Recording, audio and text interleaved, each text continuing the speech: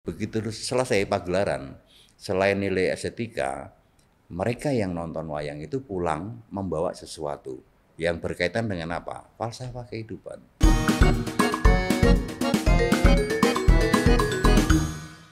Merdeka. Hari ini saya ingin berbincang-bincang dengan Bapak Marsekal Madya TNI Purnawirawan Bambang Sulistyo. Dan kita akan membahas soal wayang. Wayang, betul ya Pak Bambang? Iya betul, wayang. Kenapa Pak dari Marsekal terus sekarang kita ngomongin Aneh, wayang? aneh ya, aneh. Pasti aneh. Banyak yang bertanya tentang hal itu. Kalau saya lihat sejarah dari Senawangi, satu-satunya organisasi pewayangan di Indonesia. Kalau saya melihat sejarah berdirinya itu, organisasi itu ya memang ada sih beberapa perwira senior saya yang dari Angkatan Udara, almarhum Pak Budiarjo itu mantan menteri zaman Pak Harto.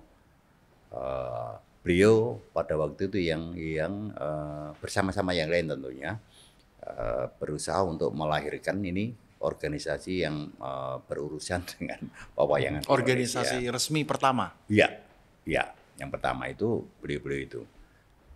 Dengan berbagai dinamika perkembangan, kemudian sampailah pada saya sebagai ketua umum. Ini tahun yang kedua saya membawakan. Tapi organisasinya sendiri? Oh, dari 1975. Jadi ya memang aneh kok. Saya Angkatan Udara, ya, bintang 3, saya mantan penerbang tempur, kemudian tiba-tiba ngurusin wayang. Wih, opo anunya, sebabnya apa? Ya. Kalau bagi saya pribadi itu wayang memang sudah saya kenal dan boleh dikatakan menjadi bagian dari warna kehidupan saya masa pertumbuhan di masa kecil saya dan masa remaja saya. Sehingga kalaupun kemudian dari terakhir saya di Basarnas, 2017 awal saya pensiun, kemudian masuk di dunia pewayangan ini, sebenarnya bagi saya pribadi juga nggak terduga. Why? Kenapa? Karena sebelum pensiun itu datang itu para seniman-seniman pelaku seni pewayangan khususnya di daerah di DKI datang ke saya menyampaikan, Pak, besok kalau sudah purna pensiun, Bapak berkenan nggak bergabung dengan kita? Saya kaget waktu itu. Loh, you tahu dari mana? Saya ada yang cerita, apa kan di Jogja punya perlengkapan gini. Itu perlengkapan sejak saya Kapten Mayor sudah ada. Akhirnya dengan berkali-kali ketemu itu, saya sampaikan, saya ini bukan pelaku seni. Saya memang hobi, senang dengan dunia pewayangan sejak saya kecil, remaja. Saya dibesarkan oleh yang saya memang paling gemar nanggap wayang gitu. Karena akhirnya saya pikir manfaat juga masa pensiun saya kepada, ya gampangnya lebih kerennya kepada bangsa dan negara lah ya. Karena aspek kebudayaan juga tidak kalah penting dengan aspek yang lain, politik, ekonomi dan sebagainya. Oke, saya terima. Kemudian saya menjadi ketua Pepadi, Persatuan Pedalangan Indonesia di DKI. Awalnya masuk di situ. 5 tahun saya di situ, kemudian ada kongres untuk memilih pengganti ketua umum Senawangi. Kalau DKI ini adalah lingkupnya daerah, kemudian Senawangi ini lingkup nasional. Akhirnya di kongres secara aklamasi saya ditetapkan sebagai ketua umum. Nggak bisa menolak lagi. Ya. Sampai sekarang ini saya duduk sama Mas Harto. Tapi memang sejak yang Kakung suka nanggap wayang, jadi otomatis secara suka tidak suka akhirnya mengikuti. Pasti karena setiap 3 bulan habis panen padi itu, Eyang itu dulu lurah dulu, ya cukup banyak. Panen padi mesti wayangan, dan kalau wayangan mesti siang malam. Siang untuk dalang-dalang lokal, malam untuk dalang-dalang yang sudah punya nama, termasuk siapa? Bapaknya almarhum Seno Nugroho itu, Ki Suparman namanya, itu adalah langganannya yang saya. Kemudian Pak Sugito, Hadi Sugito, Pak Timbul yang ada di Jogja, Pak Sugi Hadi Karsono.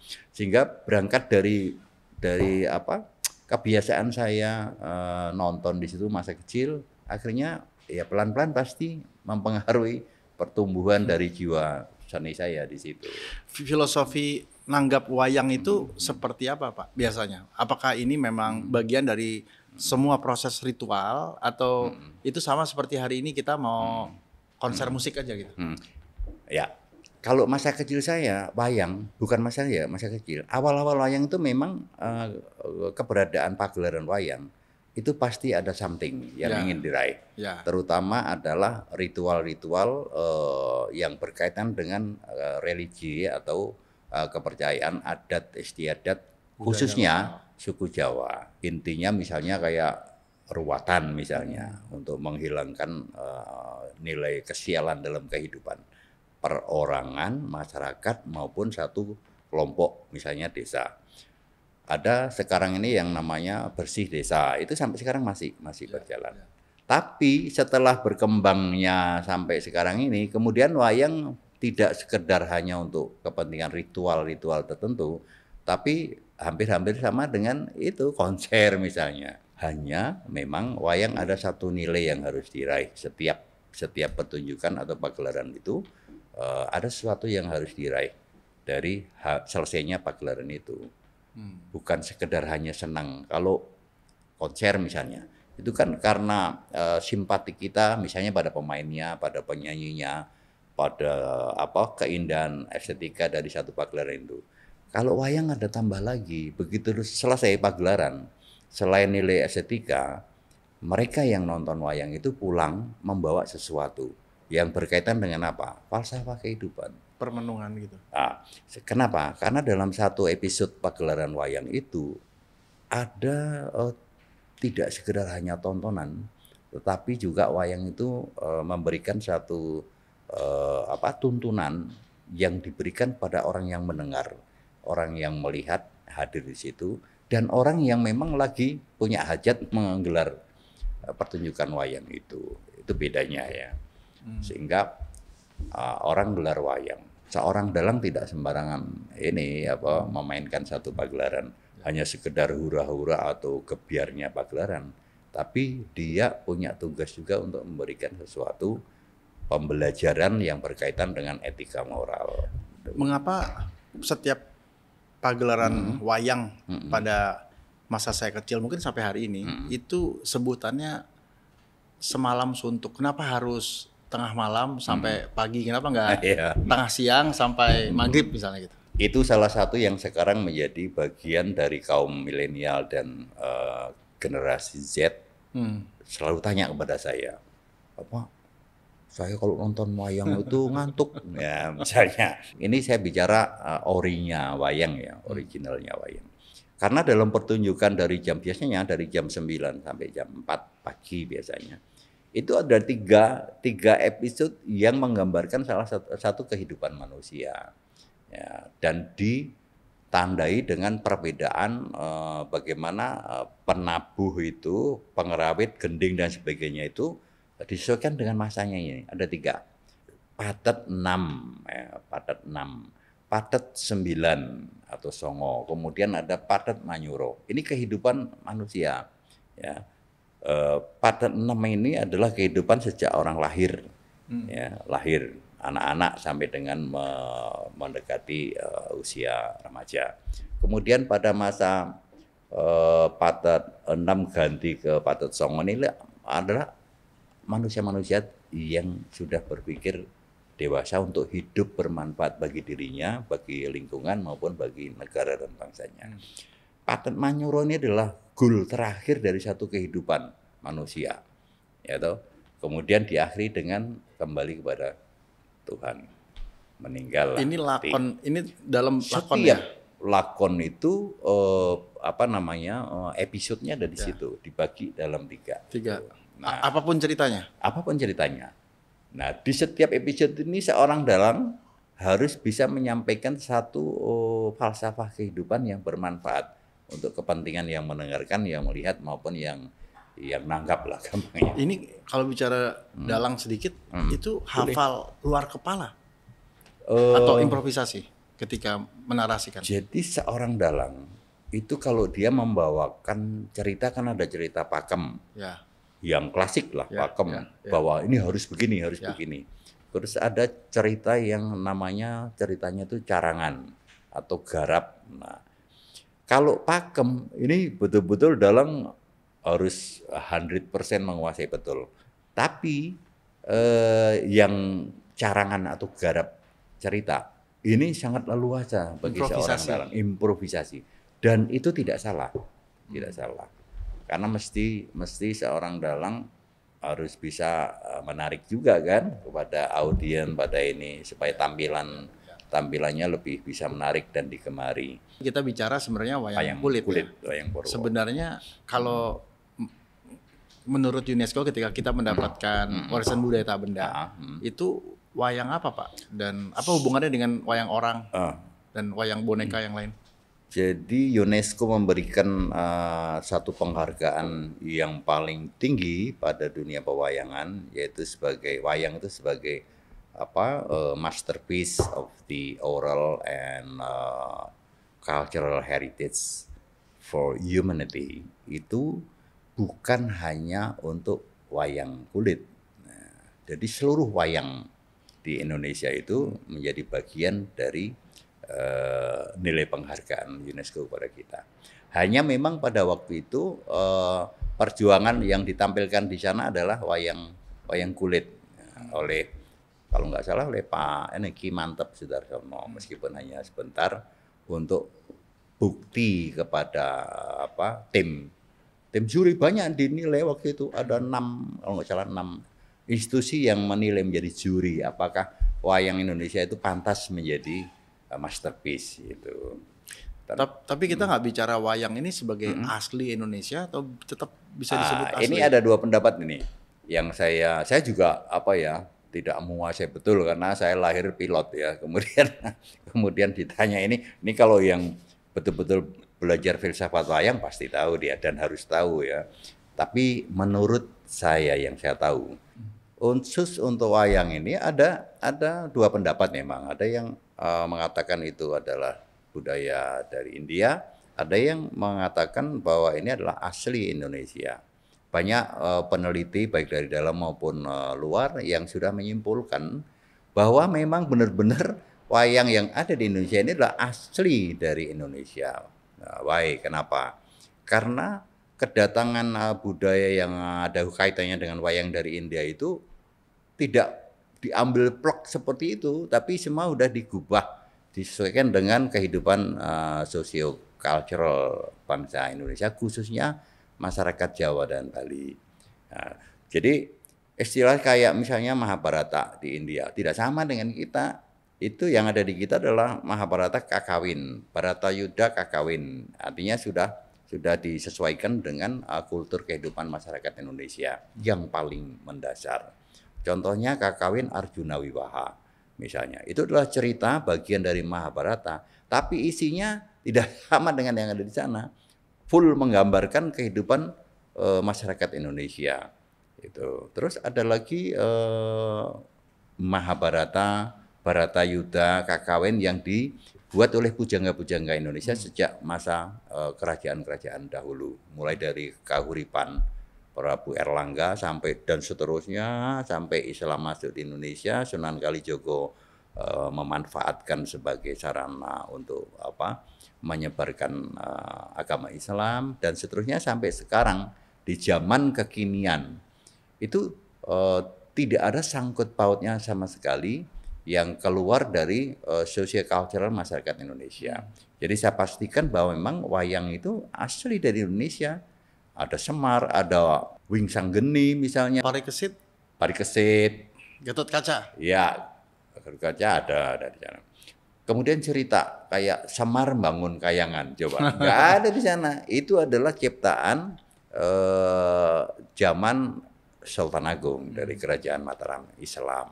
Nah, itu sebagai contoh bahwa sebagai bukti bahwa memang benar-benar wayang ini betul-betul asli Indonesia. Dan kemudian sampai sekarang ini para pengamat dari luar negeri pun menyimpulkan memang betul bahwa wayang itu Indonesia aslinya. Kalau kita bicara wayang memang sebenarnya ini dilahirkan di dalam masyarakat Jawa Bali atau memang kemudian ini ada di seluruh Indonesia, Pak? Awal itu memang suku Jawa dan Bali yang mengembangkan.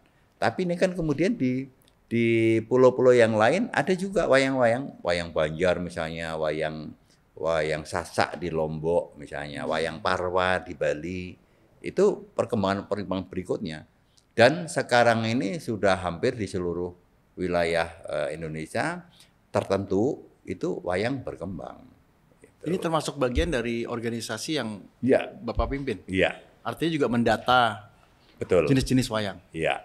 Ada 100 wayang lebih ya. Tapi Termasuk dari 100 itu memang ada beberapa yang dimungkinkan punah kalau kita nggak hati-hati, tidak jeli untuk bisa melestarikan atau melindungi keberadaan wayang-wayang itu.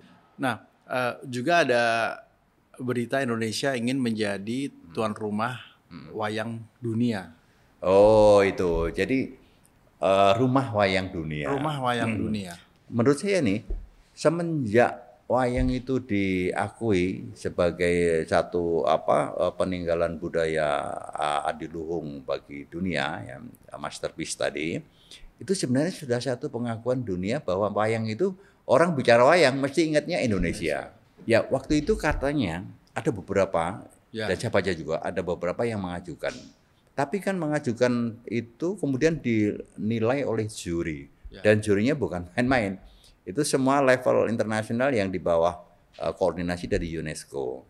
Wayang Indonesia yang diajukan itu semuanya excellent waktu itu saya baca ya, excellent. Jadi memenuhi syarat semua, ya, sehingga tidak semudah itu untuk mendapatkan pengakuan seperti itu. Buktinya waktu itu 28 atau berapa itu di luar wayang Indonesia yang mengajukan.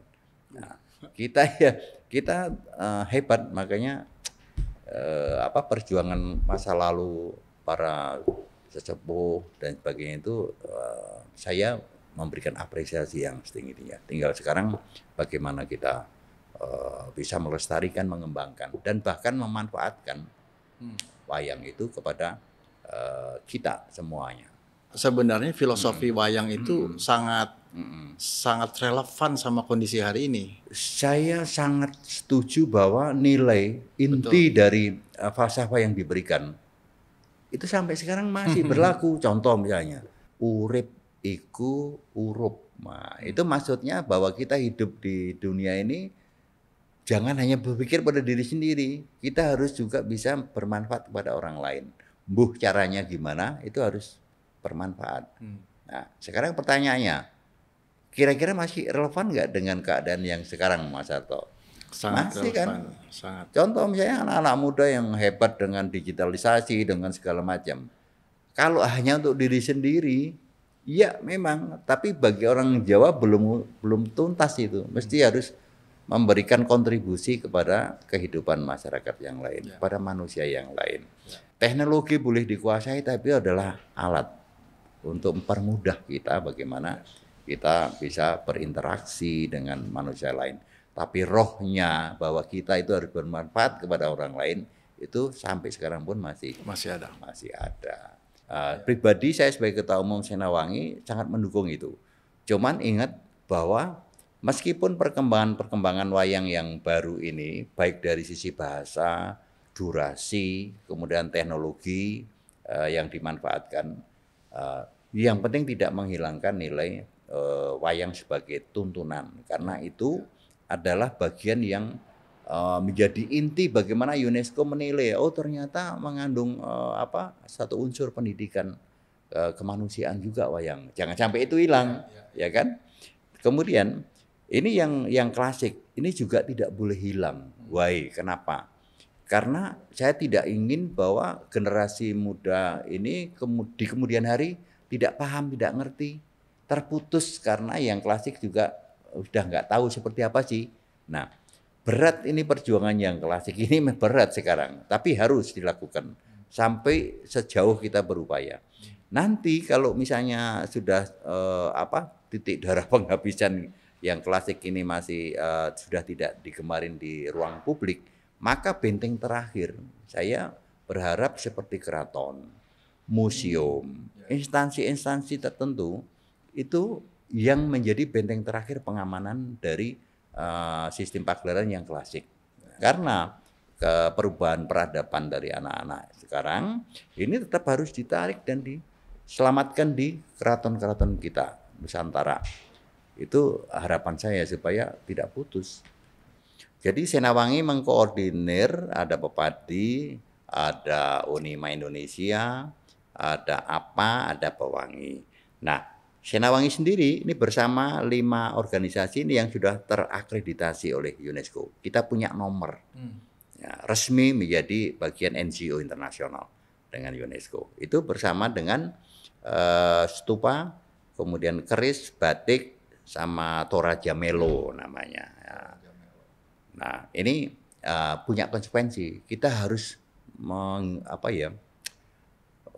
menjadi the leader, ya, leading sektor untuk pengamanan, pelestarian, pengembangan wayang yang sudah diakui oleh UNESCO. Ini tidak mudah, berat. Ya, contoh sederhana kurikulum aja gitu. Nah, selama ini saya menempatkan bahwa Senawangi dengan diakuinya oleh UNESCO itu, maka kita itu menjadi mitra strategisnya pemerintah. Ya. Kenapa? Karena struktur hubungan organisasi di UNESCO itu ada 2. Ada komite pemerintah dan komite NGO non pemerintah.